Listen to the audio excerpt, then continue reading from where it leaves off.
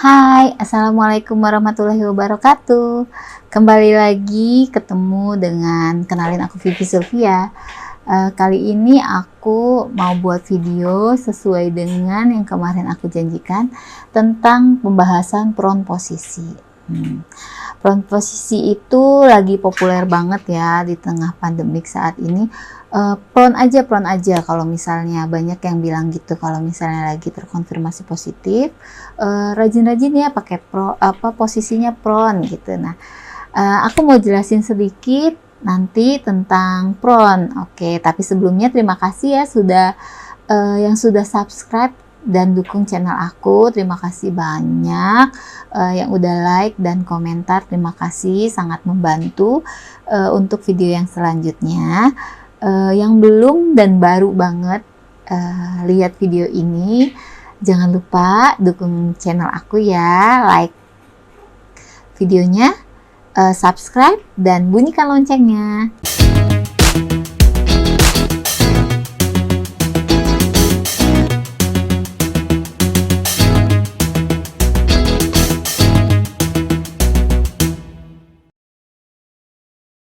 Oke, kita mau bahas tentang proun posisi atau prouning. Nah, aku punya sebelumnya ya mau buka artikel prouning itu apa sih gitu ya. Nah, prouning itu di sini ada artikel dari Alomedica ya. Nah, ditulis oleh Dr. Hendra Gunawan, spesialis penyakit dalam. Nah, di sini dijelaskan kalau posisi pronasi pada pasien COVID saat ini udah banyak diteliti kalau sangat mampu untuk meningkatkan oksigen, karena suplai oksigen di dalam paru-parunya gitu. Jadi di sini juga diharapkan atau direkomendasikan berapa lama. Nah, proun posisi itu sebenarnya dari penelitian ini penelitian oleh Van et al. Merekomendasikan pada perawatan pasien dengan proun posisi itu pronasinya bisa minimal 12 jam sehari. Nah, 12 jam sehari posisinya itu bermanfaat untuk meningkatkan ventilasi paru sehingga melalui mekanisme peningkatan perfusi paru dan volume akhir ekspirasi dari parunya, serta pemerataan distribusi tindal volume pada semua bagian paru. Jadi memaksimalkan yang masuk, udara yang masuk atau memaksimalkan oksigen yang masuk ke dalam paru-paru sehingga dan berfungsi menyebarnya itu maksimal gitu ya. Jadi di sini juga penelitian ini tuh melibatkan 6.723 pasien perawatan intensif di 20 negara. Nah, gitu. Jadi memang sudah diteliti gitu ya. Terus, tapi dijelaskan ya, ini posisi proni itu hanya saat kalau isolasi mandiri, misalnya saturasinya turun, untuk saturasi di bawah 95 gitu misalnya, prouning sambil tetap harus tetap mendapatkan perawatan khusus gitu. Jadi jangan cuma prouning dengan saturasi yang rendah, tetap prouning aja tapi nggak dapat perawatan yang maksimal, ya sama aja tidak maksimal juga. Jadi tetap jangan lupa tetap tahu tanda-tanda kapan harus dibawa ke rumah sakit gitu. Jadi jangan tetap pengen di rumah padahal saat itu kondisinya tuh sebenarnya harus mendapatkan perawatan yang lebih intensif lagi gitu ya. Untuk prouning sendiri indikasinya itu di sini untuk indikasinya itu pasien nggak hipoksia, jadi nggak hipoksia akut, jadi memang nggak saturasinya tuh nggak, memang masih masih bisa dipertahanin. Jadi kalau Jadi oksigennya itu 2 liter, terus dengan pertahanan saturasinya lebih dari sama dengan 92%. Jadi cek saturasinya, tidak ada distres nafas berat. Yang pasti kesadarannya pasiennya masih baik gitu ya indikasinya. Terus pasiennya juga dapat melakukan proning secara mandiri. Jadi kalau misalnya memang susah dan perlu bantuan, ya berarti dia nggak ada indikasi untuk proning. Jadi kalau misalnya masih prosedurnya dia proning tapi dibantu, berarti kan butuh perawatan yang khusus gitu ya. Nah, langsung aja kita mulai ya untuk proning posisi.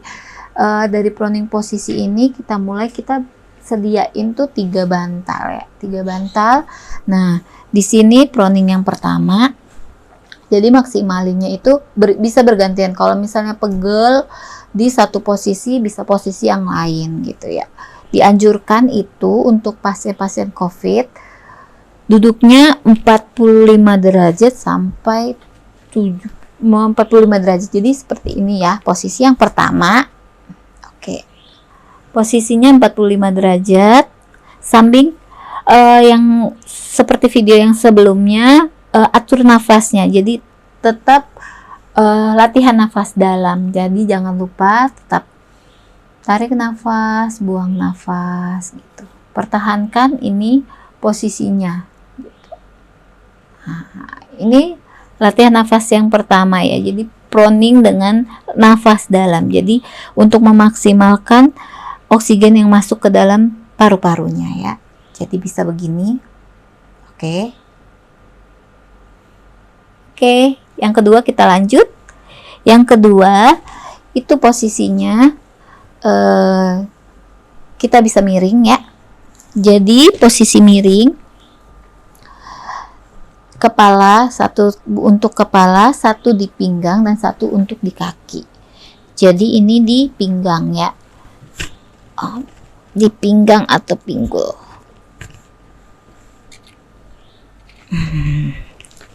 Begini ya. Nah yang ini buat satunya kita taruh di kaki kita. Nah gini. Nah ya, nanti ada sama seperti nanti contohin dengan gambar-gambar juga ya, seperti ini. Sambil tetap tarik nafas, buang nafas, tarik nafas, buang nafas. Jadi untuk pasien-pasien atau kita misalnya lagi isolasi mandiri atau lagi sedang perawatan, nah ini sangat dianjurkan gitu ya. Makanya kadang-kadang kenapa sih mesti jauh-jauh dari kalau bisa handphone tuh dijauhin, karena kita harus fokus fokus dengan penyembuhan kita gitu ya. Nah gitu. Oke, kita lanjut ya untuk yang ketiga. Yang ketiga itu posisi tengkurap. Jadi posisi tengkurap itu ini untuk ibu hamil juga bisa dipraktekkan. Cuman kalau untuk ibu hamil biasanya dibantu dulu untuk awal karena biasanya takut gitu ya. Padahal ini nggak apa-apa banget. Nah, oke. Nah, tuh nafas. Gitu ya.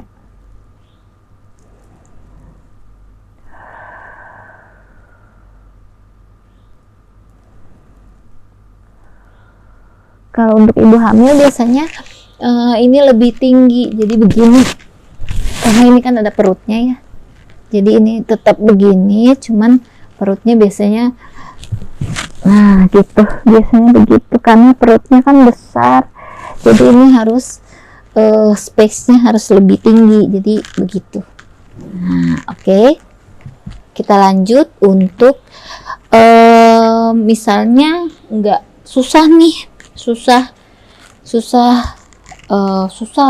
satu, kedua, ketiga tetap susah. Biasanya bergantian, nah itu lebih bagus ya. Tapi kalaupun misalnya maksimal banget susah, tetap begini. Boleh begini, tegak lurus, punggungnya. Nah, ini perutnya kita pakai bantal. Saya pakai bantal, bantalnya dipeluk. Punggungnya melebar gitu ya. Peluk bantalnya. Sambil nafas.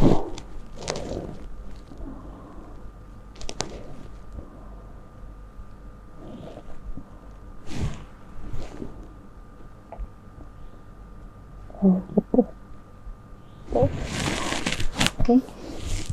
Bisa juga begini.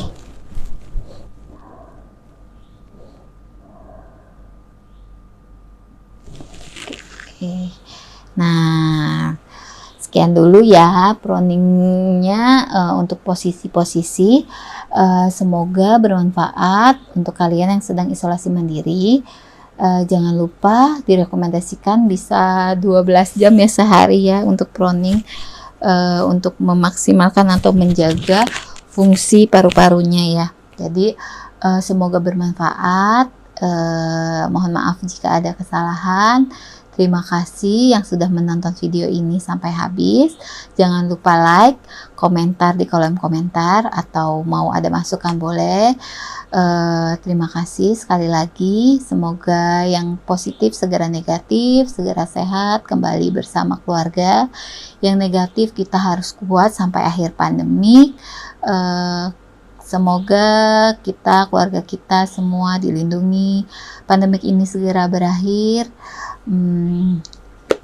Sebelumnya jangan lupa tetap, jika bermanfaat video ini sebarkan ke keluarga, teman-teman, dan jangan lupa subscribe.